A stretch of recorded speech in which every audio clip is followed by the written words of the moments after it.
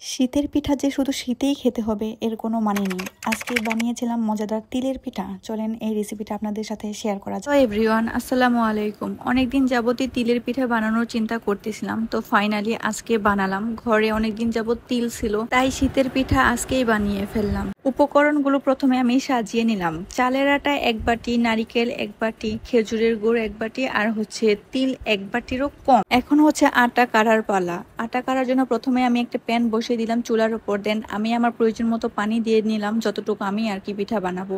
পানি ফোটার পর আমি আটা ঢেলে দিলাম। এখানে আমি আগেই লবণ অ্যাড করে নিয়েছিলাম, তো আপনারা আগে লবণ দিয়ে নেবেন। আর পরিমাণ মতো আটা আপনারা যতটুকু পিঠা বানাতে চান আপনাদের ফ্যামিলি অনুযায়ী ততটুকু আটা কিনে নেবেন। দেন আমি আটাটা নামানোর পর আটাটা আমি মধ্যে নিয়েছিলাম আলাদা করে। এখন একই প্যানের মধ্যে আমি তিলটা একটু ভেজে নিব। তিলটা একটু না ভাজলে এটার যে ফ্লেভার সেটা বের হয় না। তিলটা একটু হালকা ভেজে নিতে হয়।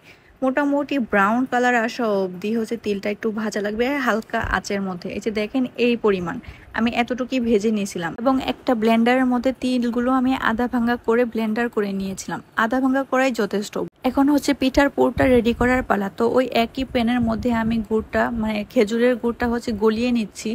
গলার পর এর মধ্যে আমি অন্যান্য উপকরণগুলো অ্যাড করব। তো এই যে গুড়টা গলতে শুরু করছে। পানি আমি আগেই দেইনি, পরে অল্প একটু পানি আমি অ্যাড করছিলাম, কিন্তু এটা ভুল হয়েছে আমার পানি অ্যাড করাতে। যাই হোক, এখন নারিকেল দেওয়ার পালা। গুড়টা যেহেতু গলে গেছে, এখন নারিকেলটা দিয়ে দিলাম। নারিকেলটা দেওয়ার গুড়ের সাথে নেড়ে চেড়ে মিক্স করে নিতে হবে। তো আমিও তাই করতেছিলাম। পানি অ্যাড করার কারণে কি ভুল হয়েছে সেটা আমি একটু পর বলতেছি। তো এখন এর মধ্যে একটা দারচিনি, তেজপাতা আর একটা গরম মশলা দিয়ে দিলাম। তারপর ভালো করে মিক্স করার পর এর মধ্যে ক্র্যাশ করা যে তিলগুলো ছিল সেগুলোও দিয়ে দিচ্ছি। দিয়ে ভালো করে গুড়ের সাথে এবং নারিকেলের সাথে মিক্স করে নিলাম। কিছুক্ষণ ভালোভাবে নাড়তে হবে সবগুলো একসাথে ভালো করে মিশানোর জন্য। ভালোভাবে মিশে গেলে তারপর মিনিট কয়েক রেখে দিবেন একটু ভালোভাবে নারিকেল আর তিলটা সিদ্ধ হওয়ার জন্য। এর মধ্যে আমি অল্প একটু নুন দিয়ে নিয়েছিলাম, কারণ মিষ্টি জাতীয় খাবারের মধ্যে পরিমাণ মতো একটু লবণ না দিলে এর স্বাদটা ভালো লাগে না।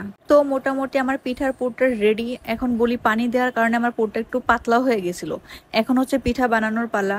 আমি রুটিটা অফ ক্যামেরায় বেলে নিয়েছিলাম এবং সাইজ মতো কেটে নিয়েছিলাম একটা স্টিলের গ্লাস দিয়ে।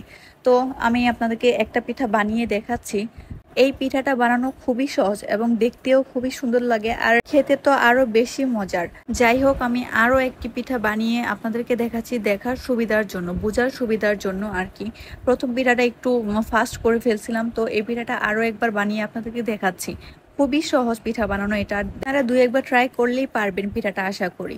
যাই হোক, পিঠা বানানো অলমোস্ট ডান। খুবই সুন্দর লাগতেছে। তো আমি একটু ক্লিপ নিয়ে নিলাম। আর এই পিঠাগুলো সিদ্ধ করার ক্লিপটুকু আমি নিতে পারিনি, আমার একটু মনে ছিল না, এত তাড়াহুড়া ছিল। যাই হোক, পিঠা বানানোর শেষে, সিদ্ধ করার শেষে আমি একটু ক্লিপ নিয়ে নিয়েছিলাম নিজের হাতে। দেখেন কত সুন্দর লাগতেছে। এর মধ্যে আমি একটু কদম ফুল বানানোর চেষ্টা করছিলাম, কিন্তু বৃথা গেল, আমি পারিনি সঠিকভাবে। মানে ছড়াই গেছিল আর কি, ফুড কালারটা ছড়াই গেছিল। আর খেতে খুবই মজা হয়েছিল। আপনারাও চাইলে এটা বাসায় ট্রাই করতে পারেন। এটা মজার অনেক। শীত দরকার নেই, গ্রীষ্মকালেও চাইলে সম্ভব বানানো। যাই হোক, আজকে এই অবধি। যারা ফেসবুক পেজ থেকে ভিডিওটি দেখতেছেন তারা প্লিজ ফলো করে দিবেন, আর যারা ইউটিউব থেকে দেখতেছেন তারা প্লিজ সাবস্ক্রাইব করে দিবেন। আল্লাহ হাফেজ সবাইকে।